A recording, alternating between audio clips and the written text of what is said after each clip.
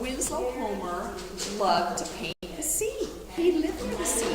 And he would take his easel and he would put it on a rock near the ocean, and he sometimes would get wet because the spray of the water would hit him in the face.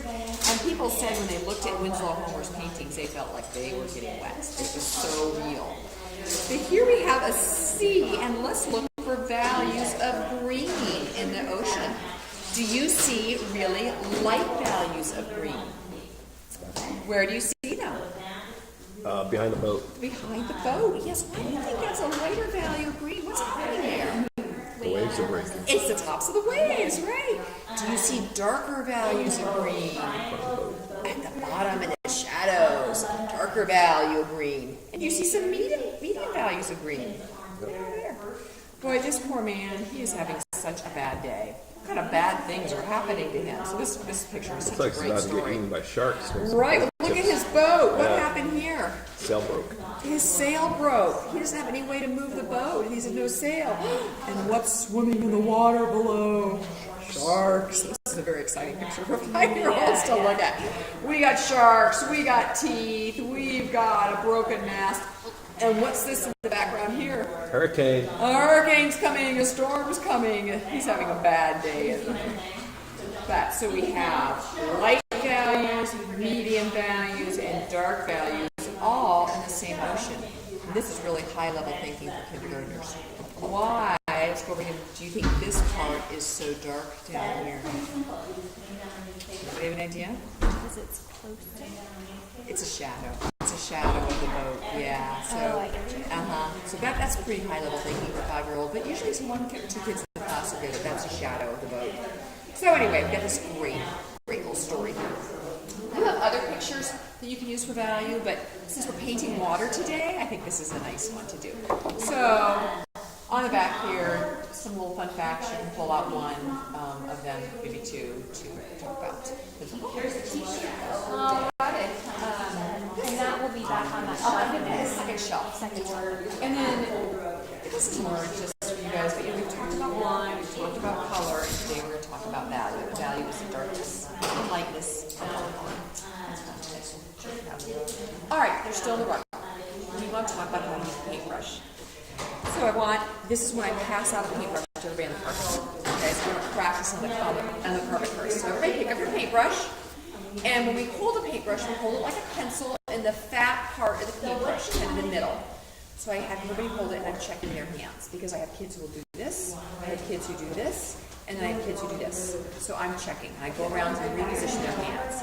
I always have a hard time with lefties, because I have to think how a lefty holds a pencil, but I try and help lefties out. Okay, when we use a paintbrush, we do long strokes. So I want you to hold out your other arm, and we're going to paint our arm. We're going to go all the way up, then I'm going to turn my brush over and go all the way down, and go all the way up, and go all the way down. Perfect. So again, I'm looking at all the kids. I don't want to see this. Okay, so if I see this, I go over and I help them with it. Good. Now put your paintbrushes down on the carpet in front of you. Okay. So everybody's paintbrush is right there. We're not holding it anymore.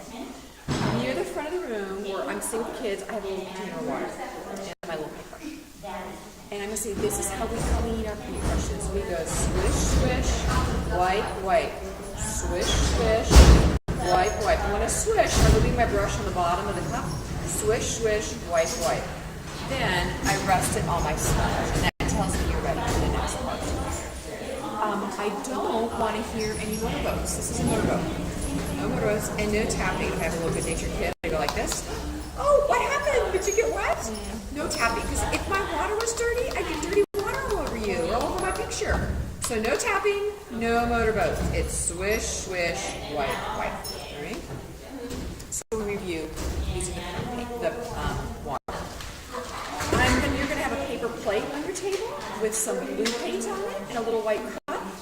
This plate of blue paint is called a palette. This is where artists keep paint is on a palette. So you'll have that. I want you now to go back.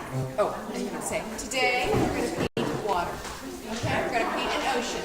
We're going to start with our light tints, our light values, and go down, down, down Here to is this part of the ocean. Next week, when I come back, we're going to add efficiency.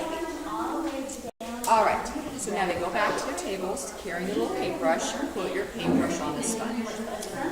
First thing we're going to do is take our pencil and write our name.